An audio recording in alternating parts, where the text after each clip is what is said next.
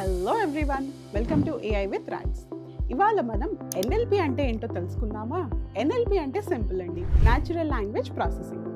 ఇద్దరు మనుషులు కూర్చుని చక్కగా తెలుగులో ఎలా మాట్లాడుకుంటామో మీరు ఇప్పుడు కంప్యూటర్తో ఇంగ్లీష్లో అలా మాట్లాడుతున్నారు. ఇంతకుముందు మీరు కంప్యూటర్తో మాట్లాడాలంటే మెషిన్ ట్రాన్స్లేషన్, కోబాల్, జావా, పైథన్ ఇలా డిఫరెంట్ లాంగ్వేజెస్తో మాట్లాడేవారు. కానీ ఇప్పుడు ఏం చేస్తున్నారు? సింపుల్గా కంప్యూటర్ ఓపెన్ చేసి ChatGPT ఓపెన్ చేసి టెల్ మీ అబౌట్ సంథింగ్ అని అడుగుతారు. అసలు కంప్యూటర్కి ఇంగ్లీష్ వచ్చా? ఎలా వస్తుంది? ఎవరు నేర్పించారు? ఇక్కడ న్యాచురల్ లాంగ్వేజ్ ప్రాసెసింగ్ ఏం చేస్తుందంటే ఈ NLP వచ్చి మనుషులకి కంప్యూటర్కి మధ్యలో బ్రిడ్జ్లా ఉంటుందన్నమాట. మీరు అడిగిన క్వశ్చన్ని ప్రాసెస్ చేస్తుంది, మెషిన్కి అర్థమయ్యే భాషలో మారుస్తుంది అనమాట.